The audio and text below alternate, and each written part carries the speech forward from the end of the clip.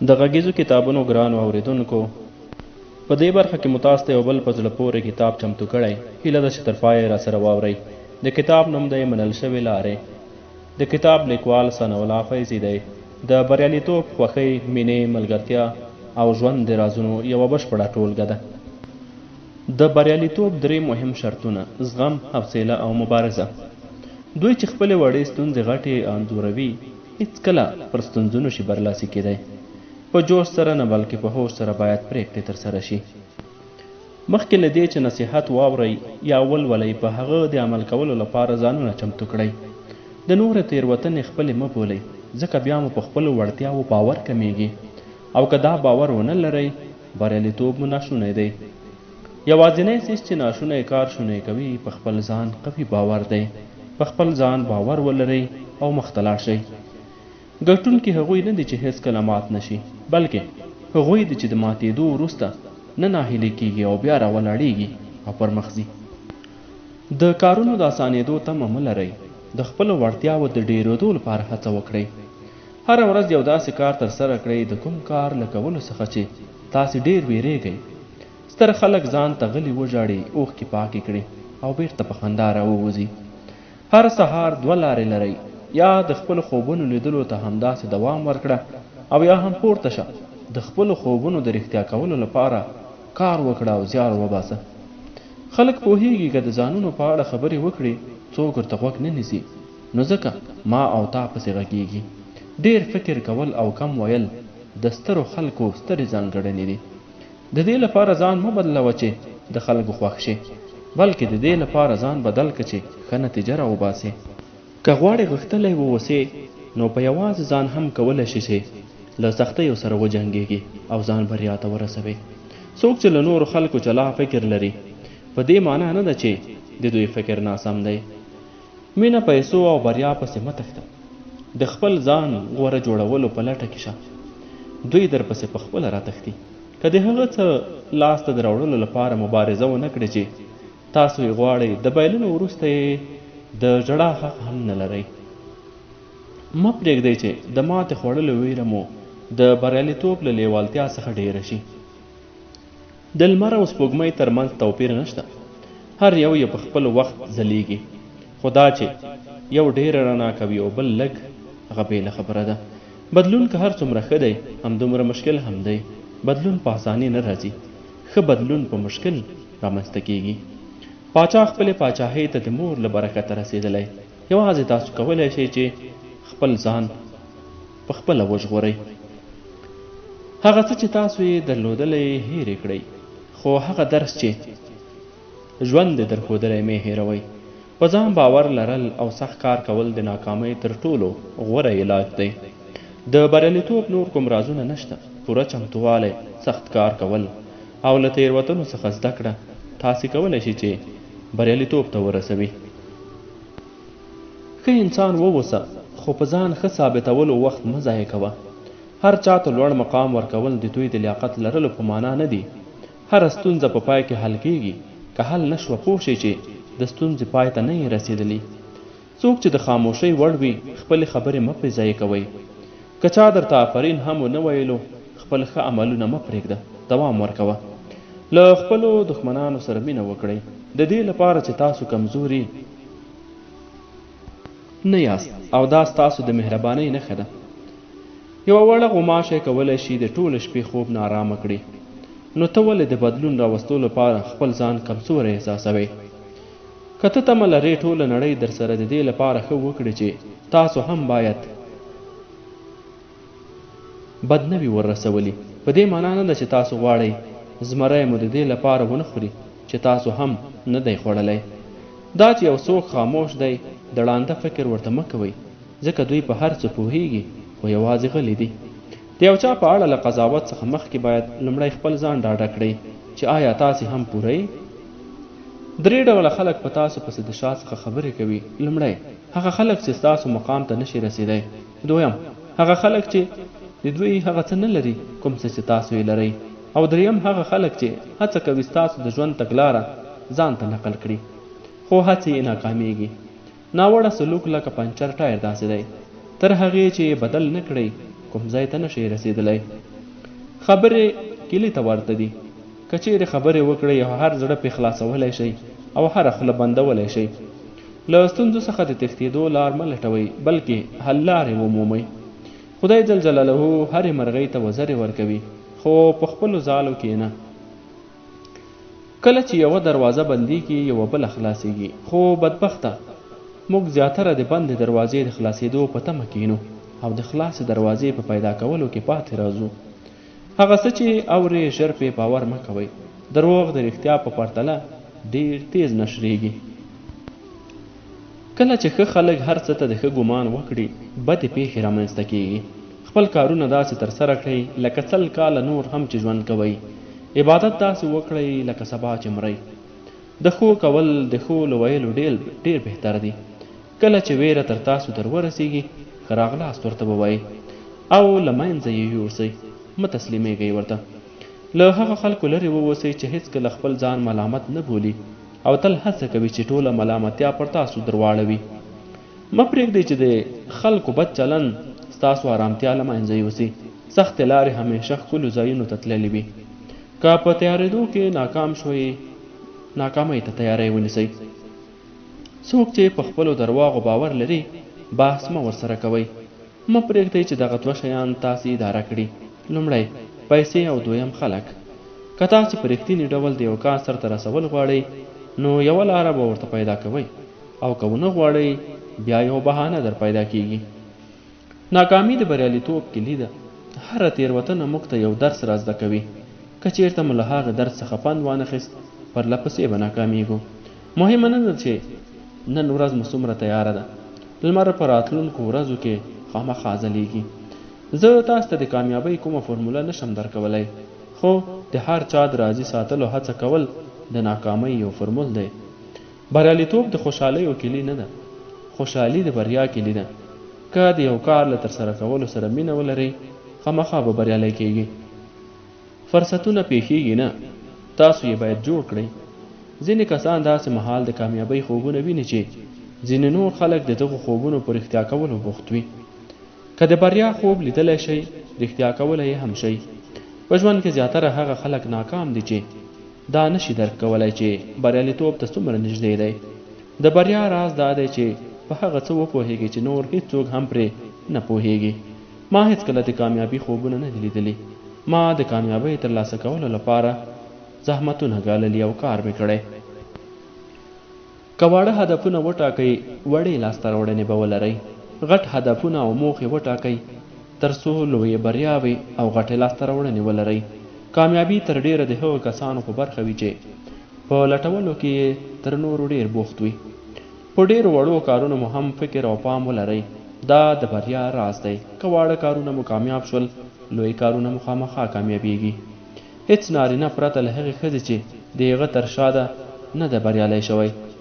هغه که مور ده او یا هم میرمن دواړه لوی نعمتونه دي. د هغوی مشورې کولی شي انسان بریا ته ورسوي. په ځان باور لرل او سخت کار کول مخامخا بریا ته رسوي. 2 ډوله خلک شته. اول هغوی چې تاسو ته وایي ته نشي کولی په خپل ژوند کې کوم بدلون راولې. دویم هغوی چې ډارېږي هڅه نه د بدلون راوستو هڅه وکړي او بریالي نشي. له تمثیلي بریالیتوب څخه دا ښه ده چې په رښتیني ډول بریالی شي. هغه غلطي چې تا خاکساره کوي له هغې لاسته راوړنې غوره ده چې تا مغروریت ته متوجه کوي. آرام کېناستل او غلی پاتې کېدل زده کړئ. هر څه ستاسو عکس العمل ته اړتیا نه لري. یوازې صبر ولره. خدای جل جلاله به هیڅکله تا لوېدو ته پرېنږدي. د بریالیتوب بل راز دا ده چې مخکې له دې چې وغږېږي خپلې خبرې مو له 3 دروازو څخه تېرې کړئ. لومړی له ځان نه وپوښتئ چې آیا خبرې مې رښتیا دي. دویم له ځان نه وپوښتئ چې آیا دغه ضرور دي که نه. په درېیمه برخه کې دروازه کې فکر وکړئ چې آیا خبرو کې مې مهرباني شته. زموږ رښتینی ژوند هغه دی چې موږ یې په خپلو مغزو کې جوړوو. د خبرو اترو تر ټولو عامه ستونزه دا ده چې موږ یوازې د بیرته ځواب ورکولو لپاره او یو بل ته غوږ نیسو، نه د پوهېدلو لپاره. که په کوټه کې له تا تکړه بل څوک نه و نو په غلطه کوټه کې ناست یې. ځای دې بدل کړه. استعداد پرته له هدفونو د بېوزرې مرغۍ په شان دی. ښه به دا وه چې د تړلي فکر خلکو سره خولې هم تړلې وای.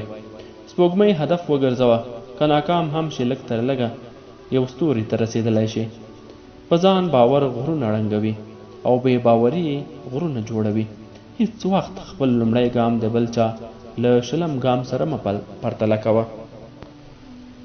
زه تر اوسه ناکام شوی نه یم. ما یوازې 10,000 داسې حل لارې موندلې دي چې نتیجه یې لا نه ده ورکړې. پر مخ ځم. د لوړې ارادې ذهن خلکو ته هیڅ هم ناممکن نه دي. موږ مړه سکاره له تازه سکارو سره نږدې ږدو تر څو اور واخلي. په همدا ډول زموږ د څنګ کسان هم په موږ اغېز اچوي. نو د یو داسې چا تر څنګ پاتې شي چې مثبته انرژي در وبخي، نه منفي. زیاتره کسان د انتقاد کولو جرأت لري خو د اصلاح جرأت نه لري. ستا د نن ورځې او 5 کالو وروسته ژوند ترمنځ توپیر په هغه کسانو کې ده چې ته ورسره اوسېدلی یې او په هغه کتابونو کې دی چې هغه تا لوستلی دي. زموږ ذهن یو باغچه ده، باید چې ګلان پکې وکرو که نه واښه او اغزي پکې رازرغونېږي. ځینې وخت بده نه ده چې د غذایي رژیم تر څنګ تفکري رژیم هم ونیسو او په هغې کې له لاندې شیانو پرهیز وکړو: منفي فکرونه، منفي خلک، هغه کسان چې زموږ مسکا رانه اخلي، هغوی چې په نفس باندې زموږ د باور کمزوري کېدو سبب ګرځي. د بریا غوره کلي دا دی چې لوی هدفونه وټاکئ، په لورې سفر پیل کړئ، عمل پرې وکړئ او مخته لاړ شئ. د تیر وخت له دردونو څخه د تیلو ګټه واخلئ، داسې تیل چې له تا سره د روښانه راتلونکي په لور په سفر کې مرسته کوي. هیڅ وخت هم نورو ته خپل پلانونه مه څرګندوئ، پایلې ور وښایئ. د اړنوالي څخه بده دا ده چې لیدل وکړئ شي خو لیدلوری ونه لري. ستر انسانان هیڅکله خپل غوړتوب په خوله نه څرګندوي بلکې د هغوی د اعمالو څخه ښکاري. خلک همیشه غواړي چې ژوند د بدلون وکړي خو نه غواړي چې لومړی باید ځان بدل کړي او وروسته یې ژوند پخپله بدلیږي. تر څو چې خپل ځان بدل نه کړي ژوند دې نه بدلیږي. د فرصتونو کمی نه دی، پر ځان د باور لرلو کمی دی. زه څوک یم؟ دا تر ټولو سخته معما ده. باید ځان وپېژنو چې کوم کارونه ترسره کولی شم. د سمو کارونو ترسره کول نه بلکې پیژندل یې سخت دي. که ته په خپل ځان باور ونه لرې نور به هم در باندې باور ونه کړي. خبرې کولی شي یو څوک وهڅوي او یا یې هم وران کړي. له خبرو سره مو ډېر پام کوئ. ستاسې خبرې د یو چا د جوړېدو او خرابېدو سبب کېدای شي. د ناکامۍ یو ستر لامل دا دی چې د عمل لپاره مناسب وخت ته په تمه کېدل دي. هغه څوک ښه رهبر نشي جوړېدی چې غواړي هر څه په خپله وکړي او په هر څه کې د ده نوم یاد شي. له بهر هر څه وړاندې د ځان تیارول د بریا راز دی. د یوې پاڼې په بار بار لوستلو سره بلې پاڼې ته نشو تللی. که د حل لارې په فکر کې یې نو پر ستونزو تمرکز کول پرېږده، حل لارې وګوره. زه همیشه هغه څه کوم چې نه یې شم کولی ځکه غواړم زده یې کړم. د خپلو کمزوریو په اړه فکر کولو سره مو خپلې وړتیاوې محدودې کوئ او بل هیڅ نشئ کولی. څنګه چې خپل ذهن تغذیه کوئ په هماغه ډول لویېږئ. څه چې درنه اخیستل شوي له هغې به بهتر څه درکړه شي. ما همیشه دا غوښتلي دي چې د پرون او بلې ورځې په پرتله قوي او غوره انسان جوړ شم. ډاډه واوسئ چې تنګ فکره خلک د ژوند د خوښیو خوند نشي څکلی. که د خپل ژوند څخه ناهیلي کېږي نو د هغه په اړه فکر وکړئ چې ستاسو پرتله یې ډېر له درده ډک ژوند تیر کړی. احساسات که د خوښۍ او یا هم د غم وي قابو کول ډېر سخت دي. که د ښه کار کولو له امله چا ونه ستایلې مه ناهیلې کېږه. د ستایلو او هڅونې احساس او وړتیا هر څوک نه لري. د خپلو خوښیو لپاره د نورو خلکو خوشحالي وژل د ځان غوښتنې لوی تعریف دی. هغوی چې په وړه خبره خوشحالیږي په رښتیا سره یې د خوښیو قدر پیژندل دي. ستا ټولې خوشحالۍ یوازې په یو کس پورې تړلې دي او هغه کس پخپله ته یې. ته کولی شي چې ځان ته خوشحالي او غمونه ورکړې. خوشحالي ترلاسه کول او خوښ اوسېدل پخپله مک پورې اړه لري او خفګان او خفه اوسېدل هم همداسې. یوازینی شی چې اخیستل په پیسو او شتمنۍ ته ضرورت نه لري خندېدل دي او خوند اخیستل دي. که د یو چا د خوشحالیو لیکلو لپاره پنسل جوړېدی نشي نو د غمونو پاکولو لپاره یې پنسل پاک جوړ شئ. کوم ځای مو چې نه خوښیږي خوشې کړئ. تاسو کومه ونه نه یې چې حرکت نشئ کولی. بریالي خلک تل په خپلو شونډو دوه شیان ګرځوي: خاموشي او مسکا. د هغو شیانو ترلاسه کول خوشحالي نه ده چې موږ یې غواړو، بلکې خوشحالي له هغو شیانو خوند اخیستو ته وایي چې موږ یې لرو او په زحمت مو ترلاسه کړي. ځینې وخت موږ هغه ته قدر نشو ورکوی چې موږ یې مخکې له مخکې لرو، ځکه چې ټول فکر مو د هغو شیانو په غوښتلو بوخت وي چې موږ یې نه لرو او د ترلاسه کولو په هڅه کې یو. که په رښتیا سره د خلکو خبرو پروا نه لرئ، پوه شه چې د خپلواکۍ په یو زړه پورې حد ته رسېدلی یې. که د هرې خندا لپاره د خدای جل جلاله شکر ادا نه کړې، نو د دې حق هم نه لرې چې د هرې اوښکې تویېدو څخه خدای جل جلاله ته شکایت وکړې.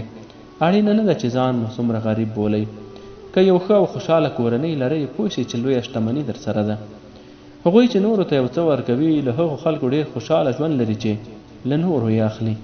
موږ تل د یو ښه سبا لرلو لپاره کار کوو، او کله چې سبا راورسېږي، د دې پر ځای چې ورڅخه خوند واخلو، د یو بل سبا په فکر کې کېږو. نو راځئ چې د نن ورځ ښایسته وګڼو. د هغه کار ترسره کول چې تاسو خوښیږي خپلواکي ده، او د هغه کار خوښول چې تاسو یې ترسره کوئ خوشحالي ده. هغه وخت چې تاسو یې د خوند په اخیستو تېروئ، ضایع شوی وخت نه دی، بلکې په زحمت مو ترلاسه کړی. د خوښۍ 3 ستر اصول: د یو څه ترسره کول، د یو څه سره مینه لرل، او د یو څه لپاره هیله درلودل. خوشحالي تیار جوړ شوی څیز نه دی، بلکې خوشحالي ستاسو له خپلو کړنو څخه رامنځته کیږي. هېڅ درمل دومره اغېزمن نه دي څومره چې خوښي کیدی شي د انسان دپاره. هغه دقیقه چې تاسو یې په قهر او اندېښنه تېره کړې، د ژوند 60 ثانیې مو بې ځایه مصرف کړي. خوښۍ بل ځای کې نشته، همدلته دي. بل ساعت کې نه دي، همدغه ساعت کې دي. خو په تا پورې اړه لري چې ترلاسه کوي او یا یې له لاسه ورکوي. د خوښ اوسېدو هنر دا دی چې هغه بدې خاطرې په ذهن کې ونه ساتئ کومې چې در باندې تېرې شوي دي. همیشه خوښ او خندان واوسئ. دا کار ستاسو دښمن سخت ځوروي. کورنۍ، ملګري، یو ښه خندا او ښکلې هوا داسې شیان دي چې ډېر کم راپېښېږي. ځان ته ارزښت ورکړئ. دا کار د خپلو خوښیو لپاره جنګېدل دي. خوښ او خوشحاله اوسېدل هېڅکله ستاسو سټایل نه در خرابوي. د خوشحاله اوسېدو لپاره غوره لار دا ده چې د یو بل چا خوشحالولو هڅه وکړئ. زما د ژوند 3 لویې تېروتنې: ژر باور کوم، د هر چا زړه ساتم، چاته دوکه نه ورکوم. ستر خلک ځان ته غلي وژاړي، اوښکې پاکې کړي او بیرته په خندا راوځي. نور څوک پرې نه پوهېږي. د نورو په تمه مه کېږئ چې ګلان درته راوړي. پخپله یو بڼ جوړ کړئ او روح مو سینګار کړئ. قهوه له شیدو سره له یو ځای کېدو مخکې نه پوهېده چې څومره خوند ورکېدی. نو موږ هم که له ښو کسانو سره یو ځای شو، خوند مو څو برابره زیاتېږي. تر ټولو لوی خیانت چې انسان له ځان سره کوي، د نورو په خوښه ژوند کول دي. سهار غنیمت وګڼه، ځکه هر سهار چې راویښېږي د یو نوي ژوند فرصت په لاس درځي. د الله جل جلاله شکر وباسه او د خپل ژوند دپاره په نویو پلانونو بوخت شه. مینه په عقل نه بلکې په زړه کېږي. له هغو بدرنګو خلکو سره مینه وکړئ چې په څېره بدرنګ خو ښکلي زړونه او لوړ فکرونه لري. مین تل د معشوقې، جدایي درد او دیدنې د همدردۍ درد دوا ده. هغوی چې له مینې درته غوسه کېږي، له لاسه یې مه ورکوئ.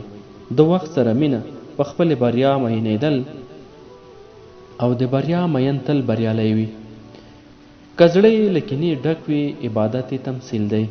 کتاب ولولئ چې خلک مو په فکر مین شي. که مینې، خپلوۍ او اړیکو مو ژوند جوړ نه کړ، په پیسو یې د جوړېدو تمه مه لرئ. مینه سخته ده، خو کرکه هم هېڅ اسانه نه ده. انسان ګل، مینه یې اوبه دي. کوم ګل چې اوبه هېڅکله ونه ویني مړاوی کېږي. هر څه یو پای لري، او د رښتینې مینې پای بیا مرګ وي. یوازې یو چا سره نه، بلکې د انسانیت له مخې ټولو انسانانو سره انساني مینه وکړئ. هرې موخې ته مو د معشوقې غوندې مینه ورکړئ. په لاسته راوړلو کې یې ژر بریالي کېږئ. که مینه سره لرئ، اوس یې اظهار کړئ، که نه له مرګ وروسته ګرانښت طبیعي خبره ده. که مینه یوازې د 2 انسانانو ترمنځ کېدلو لپاره پیدا شوې وای، نو ژوند به وران و. مینه یو داسې خوشحالي ده چې د لاسته راوړلو لپاره یې هر غم زغمل کېدای شي. هغه چا چې درته خپل ستونزې بیانولې نو پوه شه چې ستا همدردی دی او ستا همدردی ته ډېره اړتیا لري. هغوی چې مینه، صداقت، باور او درناوی ونه لري په نړۍ کې تر هر چا ډېر بېوزله دي. ژوند کرکه کمه خو کرکه کوونکي زیات لري. مینه ډېره خو مینه کوونکي کم دي. که اړیکې رښتینې وي واټن یې نشي ماتولی. ځینې خلک ډېر سره لرې وي خو زړونه یې ډېر نږدې وي. هغه څوک چې ستاسو د بایللو ویره لري هغوی غواړي چې تل تر تله ستاسو سره ستاسو تر څنګ واوسي. په زړه ننوتلي کسان نه راایستل کېږي او له زړه څخه وتلي هغه خلک بیرته ننباسل کېږي. تر ټولو بد احساس دا دی چې یو څوک درته له زړه نه ګران وي خو حالات یې درڅخه لرې یوسي. مینه یو لوی ښوونکی دی. هغه څه چې دا یې موږ ته راښایي او بل څه یې نشي راښودلی، چې بېلابېل ډولونه لري، له مور، پلار، دوستانو، ملګرو، اسلام، کتابونو او مختلفو څیزونو سره موږ مینه کولی شو او دغه مینه کولی شي چې موږ ته نیکمرغي را په برخه کړي. د کوم څه سره چې مینه کوئ یوه ورځ به یې له لاسه ورکړئ، خو په پای کې به هماغه مینه درته په بله بڼه راځي. خپله مینه مو اظهار کړئ. هیڅوک د یو بل مغز نشي لوستلی. پر تا باور کول زما خوښه وه، زما خوښه پر تا ثابتول ستا کار دی. مهرباني یو داسې ژبه ده چې ړوند لیدلی او کوڼ یې اورېدلی شي. ټولو ته مینه ورکړئ، پر کمو باور وکړئ او له هیڅ چا سره هم بد مه کوئ. په هغه وخت کې چې نه غواړئ لاړ شئ، خدای پاماني ډېره سخته ده. مړی د ژوند په پرتله ډېر ګلان او مینه ترلاسه کوي. دا ځکه چې پښیماني له منندویي قوي ده. زړه که څه هم چپ طرف ته دی خو بیا هم سمې پرېکړې کوي. یوازې یو ښایسته زړه له زرو ښایسته مخونو څخه غوره دی. د مینې لوی ثبوت یو په بل قوي باور دی. کله چې په سختو حالاتو کې ونښلې د شاوخوا خلکو رښتینولي تر معلومیږي. یو بل درک کول هنر دی او هر څوک هنرمند کېدی نشي. که د کوم چا خوښي هیڅ خبره نه ده. هر څوک ښه ذوق نه لري. خدای جل جلاله موږ ته د دواړو محبت او نفرت کولو قدرت راکړی. څوک محبت دومره جرأت نه غواړي څومره چې نفرت غواړي. د ځایونو ترمنځ نه بلکې د خلکو ترمنځ واټن زیات دی. ستا مینه او کرکه دواړه مې خوښیږي. که مینه راسره وکړې همیشه به دې په زړه کې وم او که کرکه راڅخه ولرې همیشه به دې په مغزو کې اوسېږم. پلار د زوی لومړی اتل او لور لومړنۍ مینه ده. هر غښتلی زړه تر ټولو زیات ټپونه لري. اړیکې په لرېوالو نه ورانېږي او په نږدېوالو نه جوړېږي، بلکې یو په بل باور غواړي او متقابل احترام. موږ تل هڅه کوو چې خپل احساسات پټ کړو، خو دا مو هېر کړي دي چې سترګې هم خبرې کوي. د نړۍ لپاره هم هغه څوک مه پرېږدئ چا چې ستاسو لپاره دا ټوله نړۍ پرېښودلې ده. ځینې ژمنې یوازې له الفاظو جوړې وي، حقیقت نه لري. د هغه چا سره مینه کول چې ورته ارزښت نه لري داسې دی لکه په هوایي ډګر کې چې د کښتۍ په انتظار ناست وي. خلک دردول کوي، خدای جل جلاله رغول کوي. کله چې مړ شم قبر ته مې مه راځئ او دا راته مه وایئ چې څومره در باندې ګران یم او څومره مو یادېږم، ځکه دا هغه خبرې دي چې غواړم په ژوندون یې واورم. دا تر ټولو ښکلی احساس دی کله چې یو څوک درته ووایي کاش ډېر مخکې مې له تا سره پېژندلی وای. د ځان سره مینه کول ځان غوښتنه نه ده. تر هغې چې خپل ځان سره په مینه کولو نه پوهیږي بل چا ته هم مینه نشي ورکولی. تاسو سره د یو چا د پاتې کېدو لپاره هغوی ته خپلې ښېګڼې مه وایئ.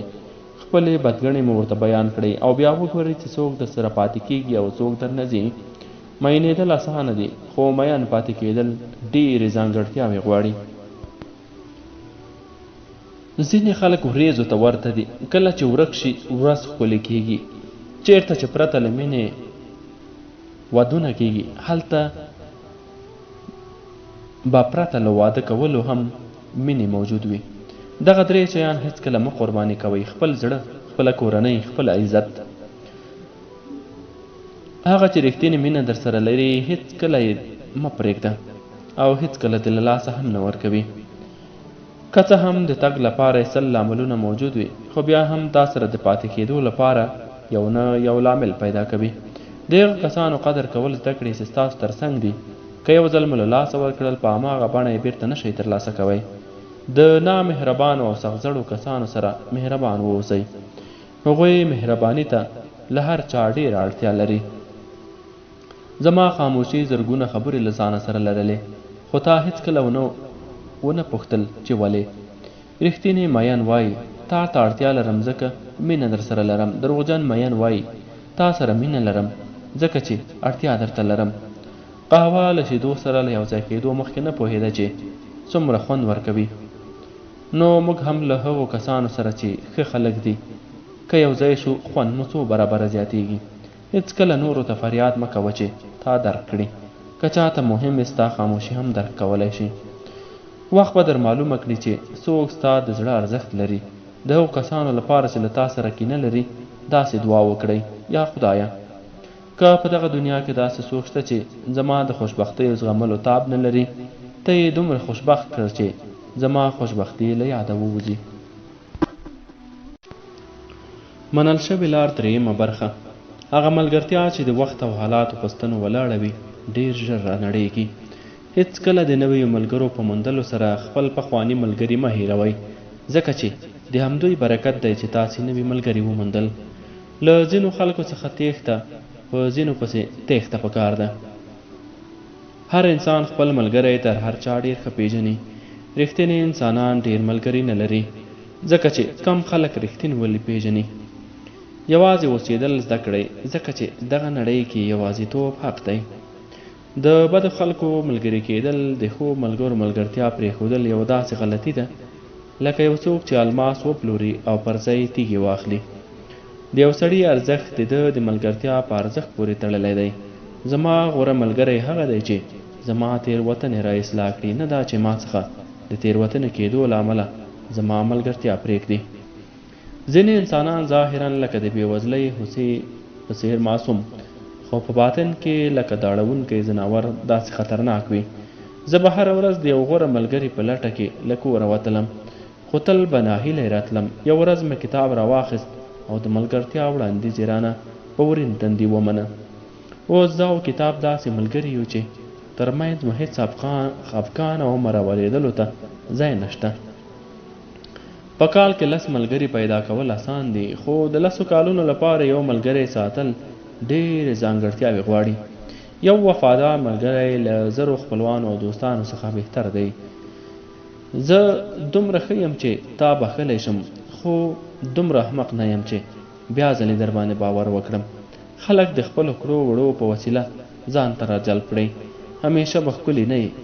ځینې وخت له خپل ژوند څخه د بدو خلکو ویستل خو خلکو ته د ځای پرېښودلو په معنا وي.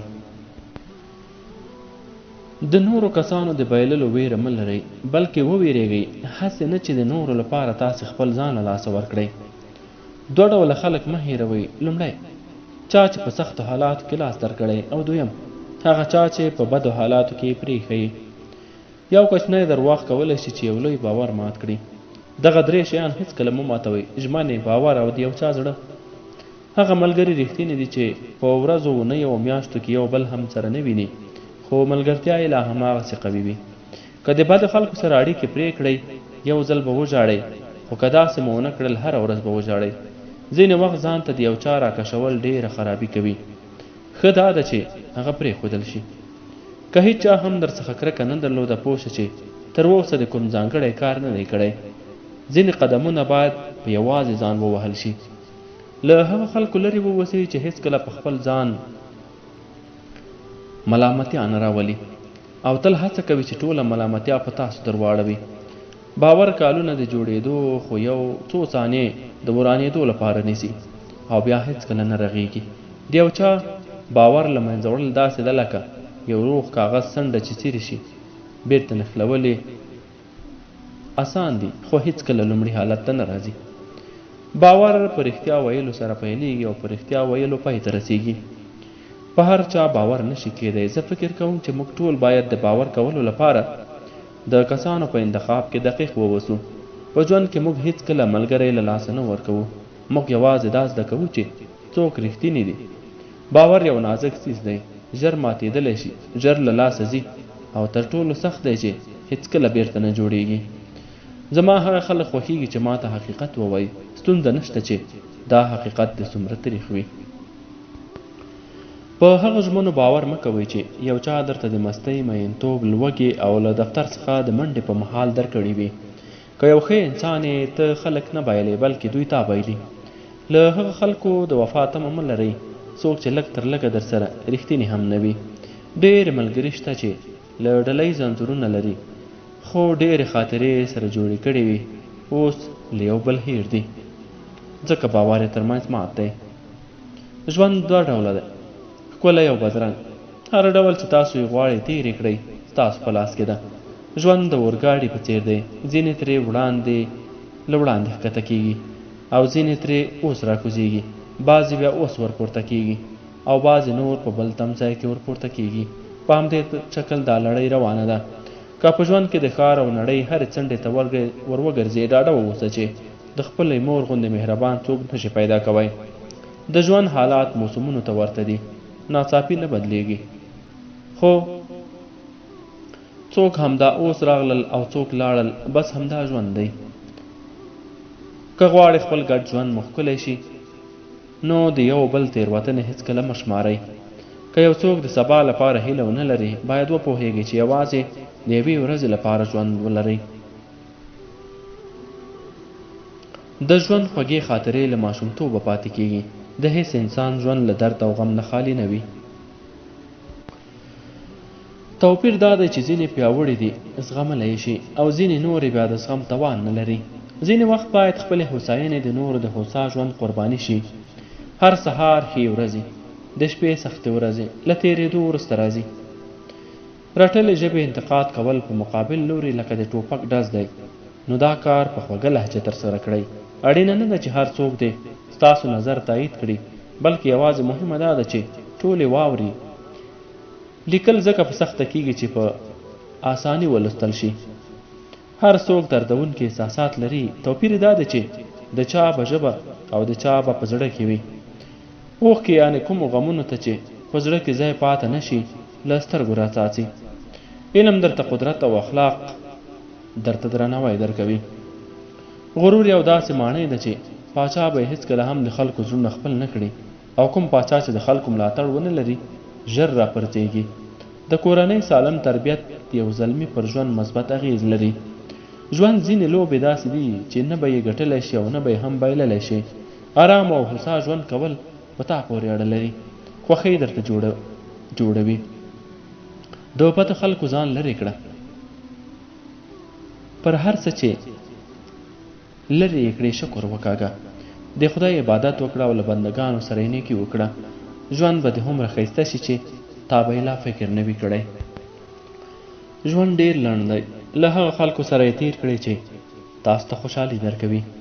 د هر چا ژوند یو داسې څپرکی لري چې دوی په لوړ اواز نه لولي. د خپل ژوند داستان مو د فلمونو له داستانونو سره مه پرتله کوئ. د فلم کیسه انسان، خو ستاسو کیسه لوی خدای جل جلاله لیکلې ده. یادونه هر وخت ځانګړي دي. ځینې وخت په خپلو پخوانیو ژړاګانو پورې خاندو او کله ناکله موږ په خپلو پخوانیو خنداګانو پسې ژواړو. همدا ژوند دی. ځان ګناهګار مه ګڼئ. د خپل ژوند څخه د ځینو کسانو لرې کول ستاسو د هوساتوب لپاره اړین دي. سپېڅلیتوب یعنې کله چې پوهیږي هېڅ څوک دې نه ویني، خو بیا هم نیک کارونه ترسره کوې، ته سپېڅلی یې. په ژوند کې د مور او پلار وروسته خور یو لوی نعمت دی چې خدای جل جلاله یې موږ ته را په برخه کوي. په خپل ژوند کې هېڅکله دا دوه کسان مه هېروئ. هغه څوک چې تاسو د ګټلو لپاره یې هر څه له لاسه ورکړي، یعنې خپل پلار. هغه څوک چې ستاسو په هر درد کې له تاسو سره وه، خپله مور. د علم ریښې ترخې خو میوه یې خوږه وي. موږ د درد او زیان په لیدو سره بلوغ ته رسیږو، نه د کالونو په تېرېدو سره. که ښه وکړې هېڅ څوک یې نه یادوي، که بد وکړې هر څوک یې یادوي او نه یې هېروي. خلک ځکه ژاړي چې احساسات یې په خوله نشي بیانېدی. خپل مور او پلار ته وخت ورکړئ. ناسته او ولاړه ورسره وکړئ. یو وخت یې تاسو ته ګورئ شاید دوی به نه وي. هر نجلۍ کیدای شي د خپل خاوند لپاره ملکه ونه اوسي، خو د خپل پلار لپاره به تل شهزادګۍ وي. دا هیڅ غلطه نه ده چې وژاړئ او ستړي شئ. په یاد ولرئ چې ورېځې هم کله چې باران را نشي، ځینې احمق انسانان رښتیا ویني، په رښتیاو پوهیږي، خو بیا هم په درواغو باندې باور کوي او خپله درواغ وایي. که د خدای جل جلاله عبادت لپاره وخت پیدا کړي، خدای جل جلاله یې اورېدو ته پوره وخت لري. یو بد پلار به هیڅکله ښه زوی پیدا نه کړي. څوک چې په کوچنیو مسایلو کې رښتیاو ته پام نه کوي، په مهمو موضوعاتو کې هم د باور وړ نه دي. مخکې له دې چې زما د ژوند په اړه زما د تیر وخت او زما د کړو په باره کې قضاوت وکړې، لومړی ته زما په بوټونو کې لاړ شه. په هغه لار لاړ شه چې ما پې سفر کړی، هغه غمونه او دردونه وزغمه چې ما تیر کړي دي. وروسته بیا نو خپله قضاوت وکړه. تاسو باید په انسانیت باندې خپل عقیده ونه بایلئ. انسانیت سمندر دی. که د سمندر یو څو څاڅکي چټل وي، په دې معنا نه دی چې ټول ناولی دي. کله چې خلک له تا سره مخامخ کېږي، خبرې کول پرېږدئ، بیا درپسې له شا څخه خبرې کول پیلوي. که څوک مو په خاموشۍ پوه نه شول، په خبرو مو هم نشي پوهېدی. مخکې له دې چې له خدایه څه وغواړئ، لومړی د هغه لپاره ترې مننه وکړئ چې تاسو ته یې اوس درکړي دي او خپله ترې ګټه اخلئ. که غچ وانه اخلئ، دا خپله یو لوی غچ دی. کله مو چې هر څوک پرېږدي، خپله مور مو بیا هم ملاتړ کوي. ژوند یو ساده فرمول لري: نور وبخه او مخکې لاړ شه. یوازې یو مذهب وجود لري او هغه مینه ده. یوازې یو نژاد وجود لري، هغه انسانیت دی. یوازې یوه ژبه وجود لري او هغه مهرباني ده. له باران پرته هیڅ شی هم وده نشي کولی. نو تاسې هم په خپل ژوند کې طوفانونو ته هرکلی کول زده کړئ. ښایست زموږ په زړونو کې دی. د مخ په لیدو سره یوازې زموږ رنګ معلومیږي. تنهایي د زړونو په برخه کې ده چې بې نهایت مهربان دي.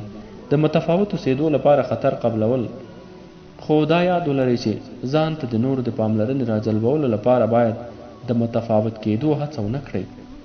د ژوند ښکلاوې به هغه وخت ووینو چې زموږ فکرونه مثبت شي. یوازې مور ده چې خپل ځان ته دعا کول هیروي، ځکه چې هغه خپلو اولادونو ته په دعا کولو ډېره زیاته بوخته وي. ځینې خلک تا سره وفا نه کوي. دوی یوازې خپلو هغو ضرورتونو ته وفادار دي چې تاسو پورې تړلي دي. ژوند دا را زده کړي چې موږ هیڅکله د نورو وفادارۍ په خپل کنټرول کې نشو ساتلی. که هر څومره ښه هم واوسي، دوی به بیا هم هماغه شان چلند درسره کوي. شکر ایستونکی انسان به همیشه له هغه څه څخه ډېر ترلاسه کوي چې تمه یې لري. هغه کار وکړئ چې با تدبیره واوسي او صبر ولرئ. ستاسو وخت هم راتلونکی دی. د خپل ژوند خوښي مو په مادي شیانو کې مه لټوئ. رښتینې خوشحالي د یو بل سره د مینې او خندا کولو څخه ترلاسه کیدی شي. کله چې راحت یې خپل خدای جل جلاله یاد کړئ، تر څو هغه مو په سختو حالاتو کې له یاده ونه باسي. که چیرې تاسو یو داسې چاته بښنه کړې وي چې بښنه یې هم نه وي غوښتې، نو تاسو په رښتیا سره ډېر پیاوړي یې. هېڅکله د سختې ورځې هغه یاران مه هېروئ چې دوی تاسو سره په هغه وخت کې درسره وو چې نورو درته بهانې کولې. د بې اساسه اظهاراتو کولو په ځای کتاب ولولئ، تر څو د هرې خبرې لپاره مو یو ثبوت او دلیل درسره وي. پلار خپل اولاد ته هېڅکله په خوله نه وایي چې مینه درسره لرم، بلکې هر وخت یې په عمل سره ثابتوي. د ځان غوښتنې هغه احساس چې موږ له خپل ځان سره یې لیږدوو تر ټولو دروند بار دی. د خپل بدن د جوړښت په پرتله مو د خپلو مغزونو په جوړښت ډېر تمرکز وکړئ. که خپل تیر وخت په یاد کړئ، راتلونکی دوران څخه ښه ګټه پورته کولی شئ. نو د هغه څه لپاره چې نن درکول کېږي ژوند وکړه، نه د هغه څه لپاره چې پرون درنه اخیستل شوي وي. ستاسې ماشومان درته هر څه وایي، ورته خوښ شئ. که نه نو په راتلونکي کې به تاسو ته د لویو مسایلو ویلو جرأت ونه کړي او ژوند ته به په خپل سر دوام ورکړي. پر غوروالي د باور ولره، په زړورتوب د واک ولره. که د خپلې ژبې په اندازه منډې وکړې، ښه اندام به ولرې. دا چې څه وویل شول ستونزه نه جوړوي، بلکې دا چې څنګه وویل شول ستونزې رامنځته کوي. دا خبرې زما ذهن ته او د خبرو کولو طریقه دې زما زړه ته ځي، او ته هېڅکله زما د زړه فتح کولو پرته زما په ذهن واک نشي پیدا کولی. کله چې کوچنی وم فکر مې کولو چې انسانان څومره ډېر لوی دي نو وبېرېدم. کله چې لوی شوم ومې لیدل چې دوی په حقیقت کې څومره واړه دي نو زیات وبېرېدم. تنهایي خطرناکه ده. کله چې په خوند عادت شي بیا د نه پرېږدي چې له خلکو سره ډېر یو ځای پاتې شي. تاسو خپلو اولادونو ته 2 ډالۍ ورکوئ، ریښې او وترونه. سترګې ډېرې هغه څه ویني چې ذهن یې لیدو ته چمتو واوسي. کله ناکله ځکه خاموش یو چې د ویلو لپاره ډېر زیات څه لرو خو وختي نه وي. سهار غنیمت وګڼه، ځکه هر سهار چې راویښېږي د یو نوي ژوند فرصت په لاس درځي. ستا د نن ورځې او 5 کالو وروسته ژوند ترمنځ توپیر په هغه کسانو کې دی چې ته ورسره اوسېدلی او په هغه کتابونو کې دی چې تا لوستلی دي. دا چې ته نن سهار راپاڅېدې همدا مهال یو بل چا خپله ساه ورکړه نو د خدای شکر ادا کړه او وخت مه ضایع کوه. بیروني خلک یوازې تا سره په بیروني دنیا کې مرسته کولی شي. ستاسو د باطن په نړۍ کې هیڅ هم نشي کولی. یوازې تاسې چې د باطن نړۍ مو تنظیمولی شئ. هیڅ کله د ګناه احساس مه کوئ، ځکه چې هغه وخت مو ټول عملونه په ګناه ککړېږي.